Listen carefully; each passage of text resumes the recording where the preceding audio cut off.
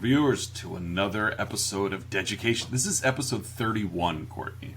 Wow. Episode 31. It's the Teachers Talk Terror podcast. We are back to talk about another movie. I'm one of your hosts, Mike. And I'm Courtney. And we are here today to talk about another Tom Holland movie, the one that really put him on the... Well, I would say Fright Night put him on the map, but boy, what a follow-up. You know, you haven't seen Fright Night, but we're here to talk about 1988 Child's Play, the original Chucky movie, the movie that you thought was called Chucky. Yeah. Yeah, I would say by the time we hit the late 80s, horror was a little slow. A lot of a lot of sequels popping out. You've got Friday the 13th sequels, you got Nightmare on Elm Street sequels, you got Halloween sequels.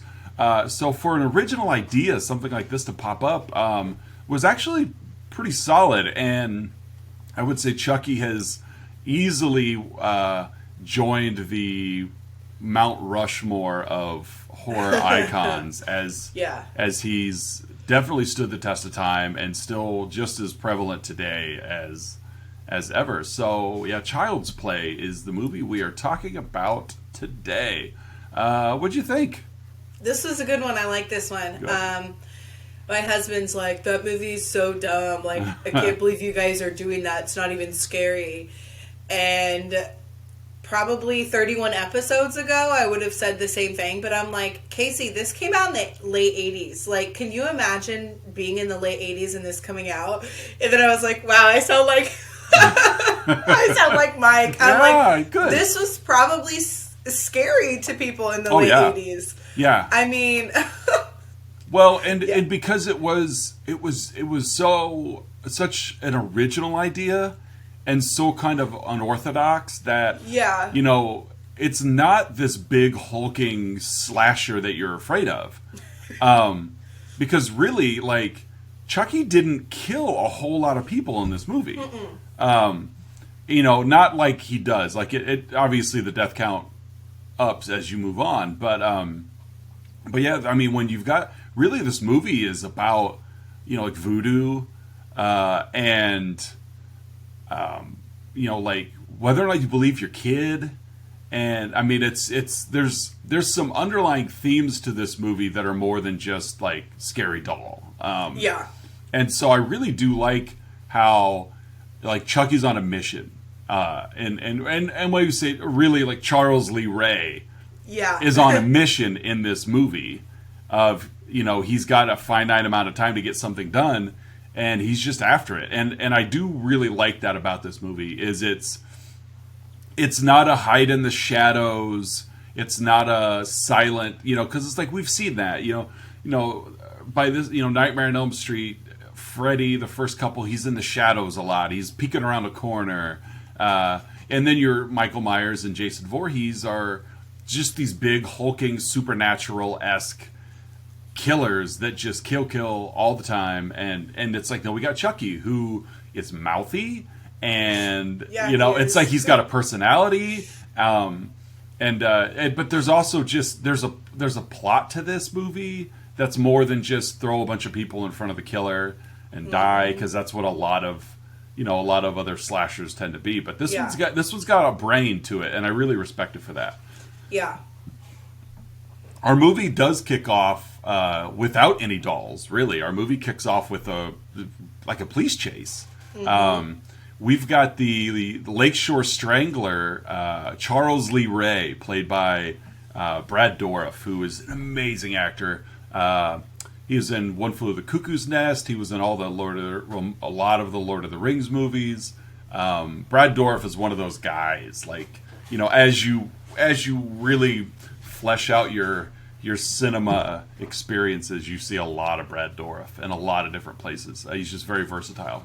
And so he's being chased. He's being chased through the streets of Chicago by a police officer that we see later on. Detective Mike Norris, you know, is chasing Charles Lee Ray, like I said, the Lakeshore Strangler, and they end up in a toy store.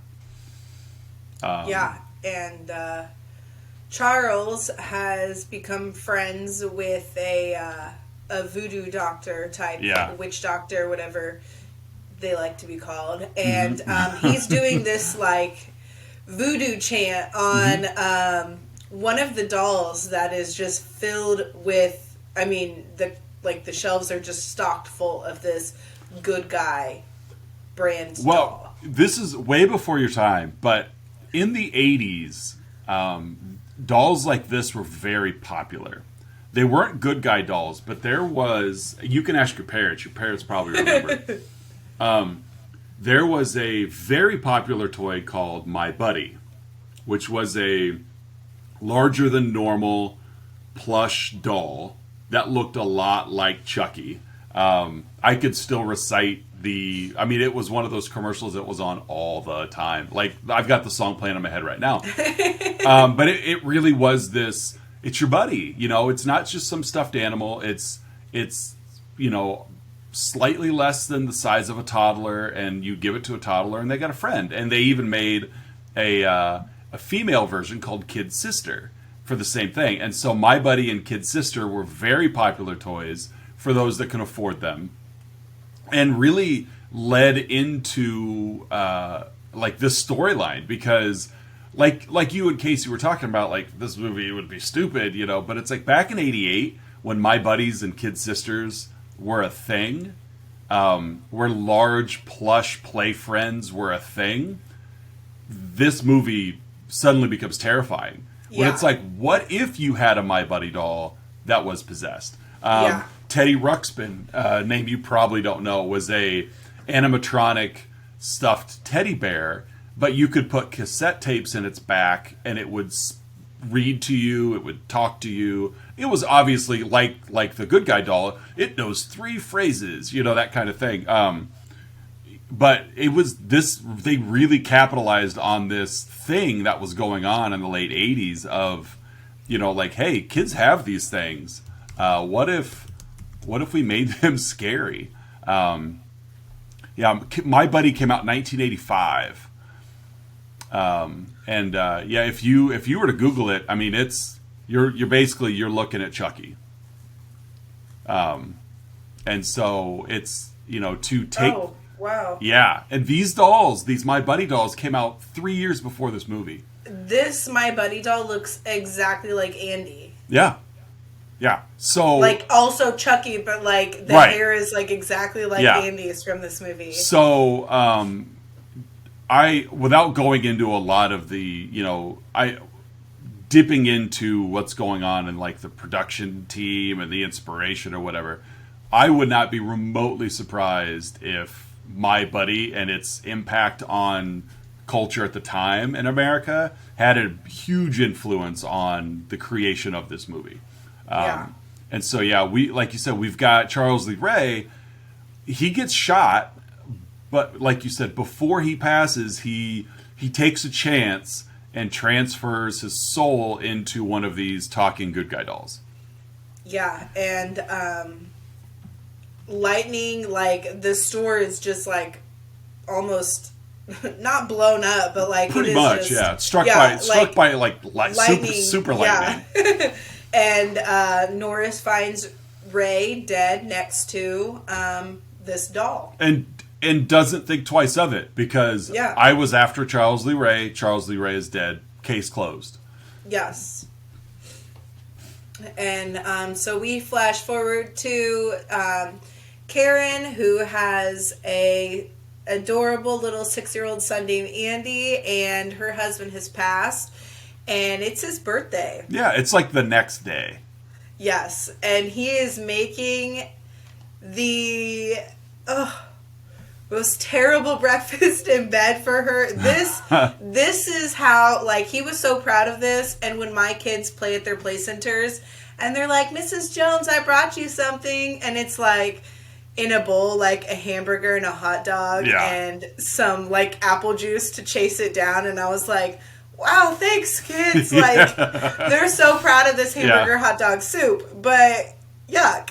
Yeah, it's like, we did it for you. Andy's trying to be nice to his mom, and he, like, burns the toast and spills OJ and milk. It's like, it's sweet. It really is. It is. Until mom has to clean it up. So that there's there's a scene somewhere where she's like gritting her teeth as she's like, I appreciate the gesture, kiddo. Just bring me a pack of Pop-Tarts next time. Yeah, because the stick of butter was wasted on the one piece of toast. Yeah, it was just. And on the TV is a Good Guy commercial. And Andy, I mean, you can tell, like, his heart just wants one of these so bad. Well, he's dressed like one. Yeah. Like, he's got on Good Guy PJs, and, you know, he sees the TV, these toys are out, and he looks over at, like, because Mom just leaves his gifts laying out there to torture this 6-year-old boy. He is the most honest or, like, responsible 6-year-old, though. Because, or dumb. Or dumb. True, because I would have opened that so fast. I'm going to put Andy more in the dumb category. He's traumatized. I don't want to... It's not fair. I'm going to be polite, but yeah, you're right, though. To see, like, there's my gifts. My mom's in bed. I'm going to peek. Because it is my birthday. Like, could she really be mad at me? It's my birthday. Exactly. And now he's just like, well, I'll wait. Uh-huh. And so he wakes her up, they get out there, he opens it, and it is what every 6-year-old dreams of getting. Clothes. Yeah. And a Good Guy accessory kit for a doll he doesn't own. See, this is why I think Andy's kind of dumb, because Mom's really dumb. Very true. Although she makes good money to live in this like high-rise apartment downtown Chicago on this like department store job. So yes, but she mentioned, like, she couldn't afford the doll. So it's like, but I mean, all the money goes towards rent. So yeah, it's life insurance from that widowed dad. Yeah. So and so later on in the day, Karen's at work, and there is a peddler / like hustler outside. Yeah, just homeless guy. Yeah, selling a Good Guy doll. Yeah, her friend comes running up to her. She's like, "There's a guy out back in the." It's like, again, Karen, you're an idiot. Hey, there's this homeless guy with a Good Guy doll selling it out in the back. Do you want to? Yeah, let's go. Yeah. Have you? Oh, did you recognize who the friend was? Aunt, whatever they call her. No. Have you seen Grease? Yeah. Okay, that's Marty Maraschino. Oh. Yeah. Okay. Because even when we were watching, my wife goes, "Who's that lady?" I picture it, but I can't. So I looked it up. I'm like, "Oh, it's Marty from Grease." She's like, "That's it." Yeah. So Marty from Grease is the best friend / pseudo aunt to Andy. Yeah. Not best friend of Andy, best friend of Karen. So Karen just heads out back, and she sees this homeless guy in the back alley selling a single Good Guy doll, and she buys it. Yeah, she hits the jackpot too, because they're $100 and she pays $30. Yeah. Like, yeah, wow, 10 out of 10. And it looked like it was in good shape, so yes. I'm in. And Aunt has to go home and stay because Karen is like working overtime. She's got to work off that $30 for the doll. And so later that night, Maggie, her friend's Maggie. Aunt Maggie takes Andy and Good Guy doll home, opens it up for him. They're just like best friends from the get-go. Yeah. Like, he's like, "My name's Chucky, want to play?" Yeah. And meanwhile, like you said, Karen's at work on her son's birthday. Yeah. Take him home and let him open this gift that he's wanted more than anything. Yeah. Like, if I were Aunt Maggie, I'd be like, "Hey, Andy, I got you a doll." Yeah. Because your mom's an idiot. Look what I got you. One thing that I thought was... I've commented on this before. I really enjoy movies that have background detail going on. And that stuff that you may miss if you're not really paying attention. And when they're walking in, they turn the TV on and there's a news report about Charles Lee Ray going on. Yeah. And of course, we know that there's a really good chance this Chucky doll harbors the soul of Charles Lee Ray. So I thought that was really cool because you hear this news report and then, Andy is like, "Aunt Maggie, can we watch the news?" She's like, "Why do you?" Well, Chucky wants to watch the news, and it's like that's what little kids do, though. Like they speak through their toys. so she says no or whatever, and then, puts Andy to bed, and then when she comes out, like, the news is on, and, like, Chucky's in the chair. Like, it's just those, we don't see any of it yet, but it's just, I really like that, like, sense of foreboding that it's like, there's stuff, there's antics going on here. Yes. There's stuff going on here, but you're not privy to the visual of it yet, and I just really like that. So yeah, and it's like the TV's at full blast too. Yeah, and after she'd muted it, like it is. Yeah, so she on loud. So she turns the TV off, and that was the bad idea because she goes to the kitchen, turns around, and gets knocked in the head by a hammer, and falls backwards out the kitchen window and plummets like 13 stories to her death. Yeah. And so the police show up naturally. Karen never gets notified at work what just happened at her home. No. She gets off work and she's like, "Oh, I'm so happy to see my son." And then there's just police everywhere. Uh-huh. The cop, I don't know, like there's so much dysfunction, but you just gotta let it go. Like she shows up to her apartment. All she says is, "I live here," and then every cop lets her through. And she gets in there and like the house is swarming with forensics and homicide and detectives. And then Andy's there by himself. The police are just riddling him with questions. I'm like, this is just wrong. Like, yeah. What police officer in their right mind is going to be like, quick, get the kid before the parent shows up? And there are so many police officers in there that, like, some of them are just not needed. Like, they're sitting on the couch reading the newspaper. Right. We need extras. And I was like, what? Like, what are you doing? And they're just bad cops because they found there's, like, spilled flour with footsteps in it. So, naturally, Norris is the detective because it's been a busy week for him. Just the night before he shot and killed the Lakeshore Strangler. More than likely, he's doing paperwork all day, but nope, he's back out on the beat. So he's at the Barclay apartment, questioning. He seems to be the only detective that pays attention because the footprints are very clear. There's 75 cops in this apartment, and he's the only one that's like, those are small feet. Let's check the kid.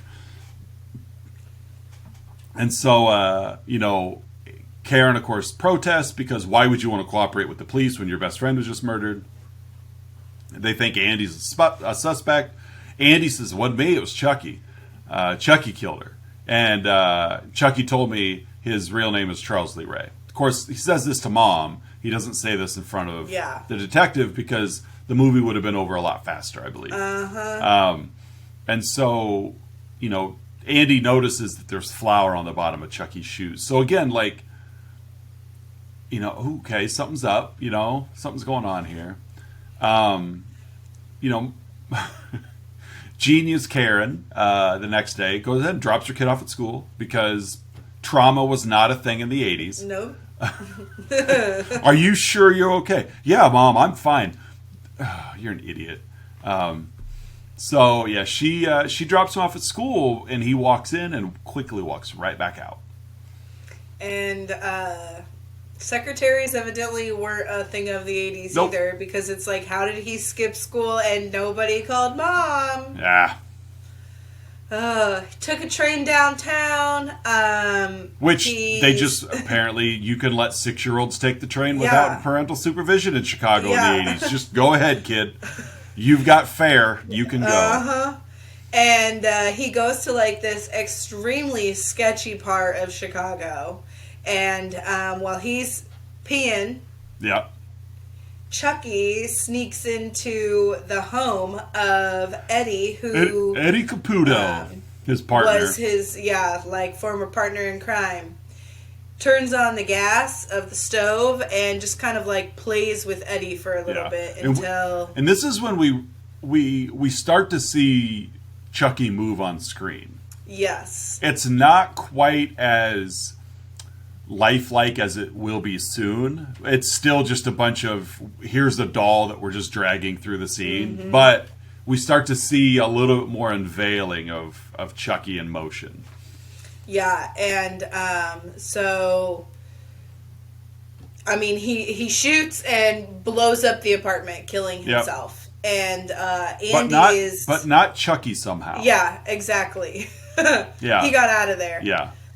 Andy is once again at the scene, and so he's put into a psych ward hospital because he just keeps blaming his doll. Like, hey, I've been present of 2 major crimes in the last 12 hours, but my doll did it. Yeah, it was Chucky. Yeah, I understand everyone being like, yeah, kid, you're crazy. Uh-huh. And so this is like where the movie really just like picked up, yeah, I felt like. Yeah. Because Karen takes Chucky home, looks at the box, and the batteries fall out. Mm-hmm. And so she looks over at Chucky like, oh my goodness, like he's been talking, and he turns his head all the way around and was like, hi, I'm Chucky, want to play? Yeah, because she checks his battery compartment and it's empty. Yeah. And that's when he really like snaps to it a little bit. Yeah. And she freaks out, as anyone would do.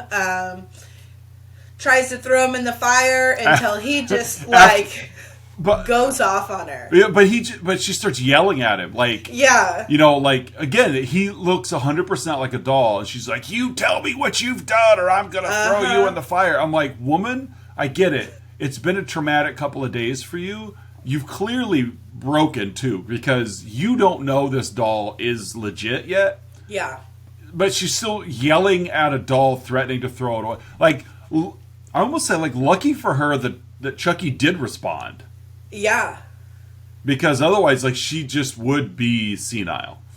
Very, very. And, I mean, he responds, and he is just, you had said, mouthy, violent. Yeah. Like... Well, he's possessed by the soul of the serial killer. So, yeah, he's legit angry. And so, yeah, he comes, and then they fight. He attacks her, bites her in the arm, and escapes. Mm-hmm. And so now she's, she's after him. She goes to the police. Norris, who never has any time off. No. Ever. This was going to be his only time off. Yeah, he was getting ready, and then she stops him. Yeah, and she's like, Chucky's real, like... and so he goes back in to get his case on Charles Lee Ray and is looking at it and realizes that his nickname was Chucky. Yeah. So he ends up following Karen. Yeah, because she's like, if you're not going to help me, I'm going to go find the homeless man. Like, we are talking about the 3rd largest city in the United States. Yeah. Millions of people. Yet, everybody knows exactly where everybody is at any given moment. Mm-hmm. Like, that's just... And Norris is the only detective in the city. Yep. Whatever. Like, I mean, I'm not being nice. I do like this movie. I'm not being very nice. But it's like, you tug a thread just a little bit and things really start to unravel. Like the guy's been working for 48 straight hours. Yeah. And no paperwork. And it's like, but yeah, so she heads to like Shantytown, Homelessville, and she finds him. Like, there he is. Like, she knew exactly where he was going to be. Yeah. And she presses him for more information, and he's like, well, what are you going to pay me? So, which she only had like $3. Yeah. To which, he's like, that's not enough. And then suddenly 7 other homeless men show up, and they're prepared to take advantage of Karen. Yes. They're going to have their way with her. Not before Norris shows up, because Norris also knows where this homeless man is at any given time. Yeah. And as soon as they see him, they go, he's a cop. Like, they just knew it, because homeless men know every cop in Chicago. Well, when there's only one detective, that's true. It's pretty easy when there's just a detective. Yeah. And so, I mean, they leave there. Norris takes Karen home, and he's attacked. Well, yeah, well, the homeless they're man, not home. Yeah, the homeless man did admit that he took the doll from the toy store. Like, yes, he was rummaging and found it. But yeah, and this is where Karen went to like Charles Lee Ray's place. Yeah. They kind of split. Yeah, because he drops her off at home. Mm-hmm. She's trying to convince him that that Charles Lee Ray is Chucky, and he's like, he's not having it. And so as he leaves, it pulls the whole Chucky's in the backseat of the car trick. And it really was a pretty tense scene. It was. Not so much the choking part, but when he starts thrusting that knife through the back seat as Norris is trying to safely drive the car. Like, that's messed up. Yeah, and I mean, it's coming from all angles. He's sneaking under, pushing the gas when Norris is trying to hit the brakes. Right. I mean, it is like it's a very intense scene. Yeah. And this is where it flashes to Karen at Charles Lee Ray's apartment, and when Detective Norris came up behind her, I thought maybe like Chucky had like gone into his body at this point, because like he's coming so slowly. Yeah. And he's so quiet with everything. But then when he's like, I went to, I mean, that was shut down very quickly, because I was like, all right, he's himself. They go to find this voodoo instructor, witch doctor that Charles was with. Yeah. Which they know where he's at. Yeah. Because it's Chicago. It's not that big a city. And Chucky finds him first. Yeah, John. Voodoo John, we'll call him. Yeah. And he gets his, he wants to become a human. And and that's really the underlying story of the movie is he transferred his soul over to the doll, and he has X amount of time to transfer his soul out of the doll into someone else. And this is where, Chucky's decided, Andy's my path. Mm-hmm. I'm going to be a 6-year-old boy again. Like, this is going to be great. I got a whole life ahead of me. Yeah, and he does some pretty crazy stuff with his voodoo doll. Yeah. Snaps its leg, which then John's leg breaks. It's like, and like, it looked painful. It did. I mean, like, his arm when it happened, and then he stabs the voodoo doll, and then John just, like, starts bleeding out. Mm-hmm. Doesn't die, though. Not yet. Not until he gives the information he needs. Exactly, because it's a movie. I could hold on to life just long enough to tell Karen and Norris what's going on. Mm-hmm. And so Chucky's on the run, and of course, like John's like, you have to strike him at his heart. That's the only way you can kill him is shoot him in the heart. Which, okay, dolls. I didn't realize. I don't know. Dolls had hearts. Build-A-Bears do, but yeah. If you're transferring your soul, I guess I didn't realize that like certain vital organs also transferred. Yeah, like your heart doesn't go with your soul. No, that's why it's called heart and soul. Yeah, they're two different things. We've switched scenes now. We're at the psychiatric hospital. Andy is where he's just being held. Right. And the windows are open. Like, there was no window on here. Nope. Which I thought was kind of weird, because it's like, Andy's tiny. He probably could have, like, squeezed out through there. Oh, but absolutely. Whatever. It's a movie. But he's a dumb kid and doesn't know. Yes. And so the doctor comes in, and there's just, like, this little chase around with Chucky and Andy and the doctor, to where Chucky takes care of the doctor. Yeah, it stabs him in apparently a major artery in his leg, because it was real splashy blood. Yeah. But yeah, the doctor's mission was like, Andy's going nuts, and I'm just going to sedate him. Mm-hmm. And Andy is really good at backing into medical equipment. Yeah. Like, he backed into one and turned and looked at it and then continued to back up before tripping over it. It's like, I'm picturing, like, how many takes did they have to do of that? Yeah. and puts the electrotherapy. Oh yeah, this was the shockers on him. Such a cool death. It was because it's like you could see him getting fried in the face. Yeah, they'd cut back and then cut right back to him, and his face is turning brown. It really got gross when like his mouth and eyes were just all bloody. Yeah, yeah, that was like blood starting to come out. You're cooking him. Yeah, and I mean he was well done. Yeah. Andy gets out, goes home. Chucky, of course, follows, knocks him out. And not before he goes, batter up. Yeah. And then clocks him in the head with a bat. Yeah. And starts his voodoo chant again. And I mean, like, lightning is getting ready to hit the bit. Like, he is just about to transfer souls. And then, thank goodness, Karen and Norris arrive. Oh, thank goodness. And Chucky goes to the fireplace where he's trapped, lit on fire, and that's like the end of him, we thought. Yeah. Yeah, because he goes to town on Norris, stabs him up a few times, so Norris is out of the picture. Not dead, but just out, he's sidelined. So now it's, Mom and Andy, and like you said, they trap him in the fireplace, put a piece of log up there to block him in. Andy lights a match, and they light him up. Yeah. Of course. And and then they move, which I would too, but then he just shoves the log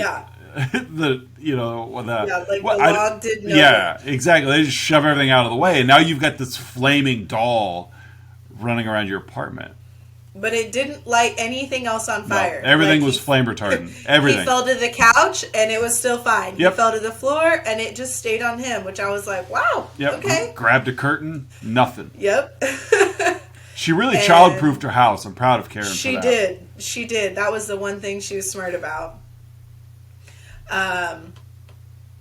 So they come back after getting the first aid kit. Andy goes out to get that and realizes that Chucky is gone. Yeah. And Karen finds him in the hallway, shoots him, blows his head off. He's still walking. Blows his arm off. Blows a leg off. Yeah. And he's still just coming at him.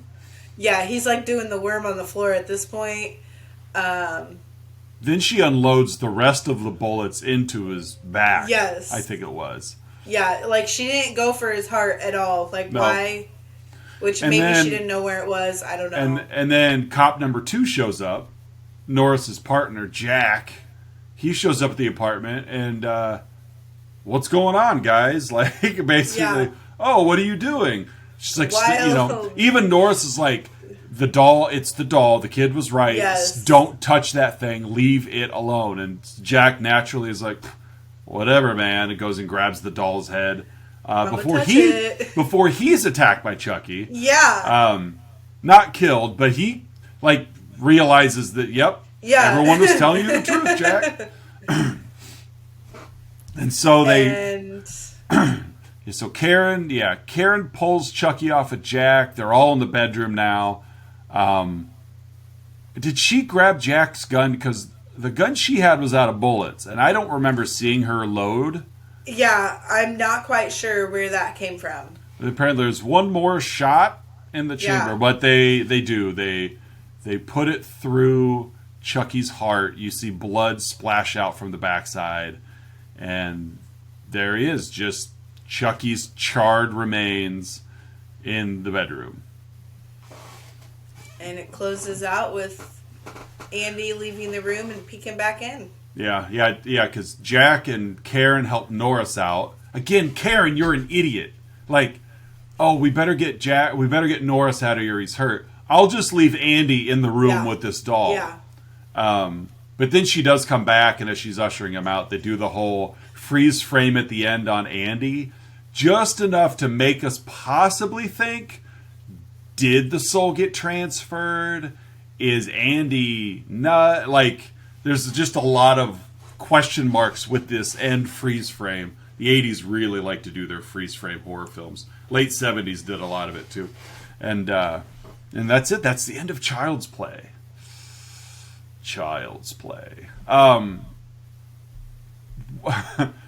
what do you... Okay, let's say Karen doesn't have the $30. What happens then? Like, does Chucky transfer his soul over to this homeless guy? Yeah, I would. Or does he just stay? Does he just stay in the box until someone buys him? Yeah, like, boy, it really lucked out that the one lady in Chicago who wanted a good guy doll. Yeah, and you're right. Not only does she get a really great deal on it, but because she got it 70% off, but it looked as if every good guy doll in the city of Chicago went up in flames at that toy store. Yeah. So it's like, the only one. Yeah, it's like the guy could have gotten a mint for that doll. Yes. And she really saved because she didn't have to buy batteries. Right. Yeah. Exactly. Like those batteries are expensive. D batteries aren't cheap. Yeah. So sign me up. I guess I'll take a possessed doll so I don't have to buy batteries and I can get it 70% off. Yeah. It's like there's win-win for a while. Yeah. Yeah. It's let's grade this thing. I'm gonna give this thing an A-. Okay. I really liked it. I thought it was fun. It was quick. It's a little cheesy, which again, that's the 80s, and I think that's just where the minus comes from. But yeah, other than that, it was pretty good. It was quick. Rolled right along. Yeah, Tom Holland Thinner moved right along. Child's Play moves right along. Fright Night moved right along. Tom Holland, I feel, does a good job of keeping things moving in his movies. So, A-. I think an A- is fair. I'm going to give it an A- as well. It holds up okay. I've always been very impressed by the amount of effort that goes into practical effects.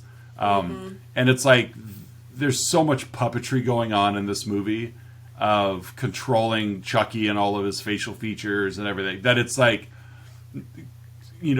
props to the special effects department on creating, again, not lifelike, because it's not lifelike, but it's still like a toy. Like, you could tell that it's still, they're manipulating it. They're not holding some green screened pillow that they're going to sub out later. Like, when Karen is struggling with Chucky after he reveals himself, you can tell she's legit holding a doll. Yeah. And then they're doing the puppetry, behind it, and it's like, so for the actors and actresses to be able to convincingly interact with this puppet while there are puppeteers all over the place, is a testament. So I think an A- is fair. I do like the second Child's Play better, which we'll get to that at some point.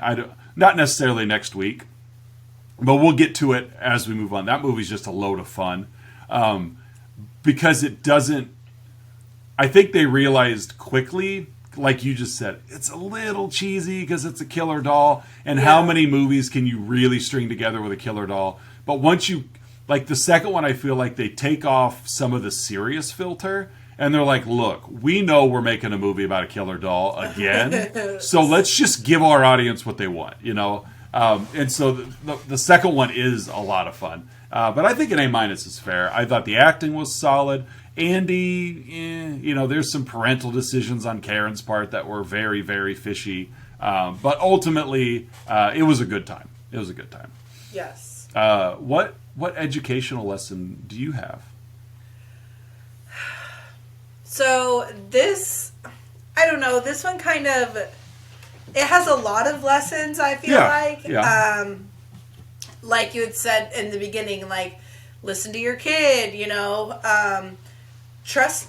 trusting your gut reaction and feeling to things would be one of them. And another thing that I think I struggle with that I hear a lot is especially with younger kids, oh yeah, so-and-so's babysitting me. Parents didn't check up on that kid. Right. They didn't, they just brought someone into their house and fully entrusted them, and they knew nothing about it. Again, this is a doll, so you don't think you have to know anything about it. but it also brought in a lot of bad juju.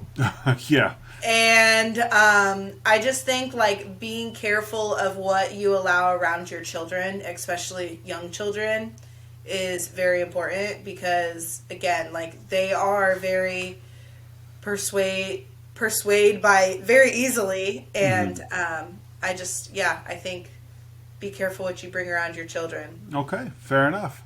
I'm going to go a different route and talk about the influence of media and the power of no. Parents, look, your kids are going to be disappointed in life. I'm not saying that as like a downer. I'm just saying that nobody in life gets everything they want. And so there are going to be a multitude of times where your children are going to be told no, or they're not going to be allowed to do something. And it sucks. It is heartbreaking to see your child sad. But if they aren't prepared for a world that is going to tell them no and to earn some perseverance, it's going to be your fault because, like in Karen's case, she tried telling Andy, we can't afford it. And Andy was sad, so that she went and got him what he wanted. And it's what he wanted because of the media, advertising and marketing and all of the things. Like, it's, kids, like, you don't see toy commercials on TV anymore unless you're watching Nickelodeon or unless you're watching Cartoon Network or unless you're watching... Disney doesn't do too many toy commercials because they control their own destiny over there. But so kids are going to watch TV. They're going to watch cartoons. They're going to see toy ads. They're going to want those toys. You don't have to get them. You can tell them no. And you can help them learn a little bit of resilience on what it's like to be told no, to where they can learn a little bit of self-importance, to where being told no doesn't mean the world's over. It just means no. Yeah. And like, your kids will tell you they hate you because I heard no, and I was one of those kids. I was like, seriously, like, my parents are so boring. But I turned out just fine. Yeah. And it's okay. Like, it's a short-term pain for long-term achievement. I mean, and yes. I get it. As a parent of two, I don't like telling my kids no. And that's the one word I really, really do struggle with, is the word no. But I do make sure that I tell my kids no. Can I do this? No. And they get mad. And I don't need your attitude. Yeah. Like, you're just going to have to learn that no means that it's okay. But one thing I do try my best, however, is when my kids ask me why, I try to tell them every time. Because please don't be one of those parents that says, because I said so. Right. I've had talk after talk after talk with students over the years, 6th grade all the way through high school, about how important it is to understand why. That when you're told no, that stings enough, but when you're not given a reason why, that hurts even more. Yeah, like that is like a power play almost. Yeah, like, I can accept the no with some rationale. I'm not going to argue it necessarily because I don't have any leverage here, but why not? Well, if it's, can I stay the night at my friend's house? No. Why? Because you've stayed over there the last 2 weekends and I'd like for you to be home now. You may not like the answer, but you do have a reason. Yes. And so I've got years and years and years of asking students, and all of them are like, oh God, I hate it when my parents just say, because I said so. And so, give your kid a reason. And even if that reason is you need to hear the word no sometimes so that you don't think you are always going to get everything you want, that's a reason. That's That's a reason. Your kid won't fully understand it, but it's a reason. And so, learn the word no and beware of the power and influence of media. Not social media in this case, just media, advertising and commercials and magazines and YouTube ads. I mean, that's a big one you're going to see more than anything these days, is the power of YouTube advertising. I got 15 seconds to show you a toy, and the kids are like, I'm in, let's see it. Yeah, and I mean, they are, because it's like, I've had an ad pop up in the classroom, and the kids are like, that's what I want from Santa. Right. That's way cooler than what I want. You don't you made a list and nothing like that was on your list. Right. Like, what? Because I didn't know about this thing. Yeah, exactly. So, all right. Well, that wraps up episode 31. What do you want to watch next week? Let's spin it. All right. I'm hitting the shuffle button right now. Ooh. We're going to go back to a movie I've not seen. Oh my goodness. We're gonna stay in the 80s though. Okay. We're going to watch 1981's Madhouse. Without looking it up, I don't have a clue what this movie is about. Madhouse, 1981. A woman is pursued by her murderous, psychopathic twin sister in the days leading up to their birthday. There you go. The cover of it, I mean... Yeah. Yeah, are you looking at the red eyes? Yeah. Yeah. I don't recognize anybody in the cast, and that's okay. Let's see what... It's in English. Oh, I bet it's dubbed. Oh, I hope so. Because they filmed it in Italy, so there's a really good chance that there's a really good chance their words in their mouths aren't going to move. Oh, that's so cringy. Oh, I love it. I love movies that do this. Oh, I absolutely love it, especially in the 80s. Italy pumped out some really good horror films in the 80s, or just in general. This is even listed as one of England's video nasties. Oh, this is going to be fun. Wow. I'm excited. I'm excited. Yeah, the Video Nasties were a series of so bad we're not allowing it to be released in the UK. I'm excited. Yeah, Video Nasties, I'm looking it up right here. It's a colloquial term popularized in the UK to refer to a number of films, typically low-budget horror or exploitation, that were criticized for their violent content by the press, social commentators, and various religious organizations in the early 80s. They were not brought before the British Board of Film Classifications due to a loophole that allows videos to bypass the review. So they were released uncensored. Wow. It's almost like saying in some ways they were like the banned books. Yeah. Only kids today for some reason don't seem to go search out for banned books. But here it was that they were problems with them, so they're like, well, we're not going to rate this movie. Is really what it boiled down to. It doesn't deserve our attention for rating, to where people are like, well, we're going to release it anyway. So now it's just not rated, and because it's not rated, then we don't have to cut anything out of it. That'll be nice. Yeah, I'm excited. Madhouse for next week. The original title was There Was a Little Girl. Wow. So, okay. Yeah, I don't have a clue what to expect. Hour and 32 minutes. So, yeah, we'll be back next episode to cover Madhouse from 1981. Oh, I hope it's dubbed. So, well, that wraps up another episode of Deducation. You can find us on social media on Facebook, Instagram, and Twitter. Leave comments in the comments section, subscribe, all that fun stuff that we enjoy and you enjoy doing. Everybody loves subscribing to content. Everybody does. So let us be that content you subscribe to. Courtney, you got anything to share before we run out of time? Nope. Just have a good week and don't buy any possessed dolls. Yeah, try not to, especially from homeless men. Yeah. Don't buy dolls from homeless men in a back alley. Just be smarter tip. than that. Just a tip. So no matter how bad your kid wants one. Uh-huh. So all right, guys, take care. Bye.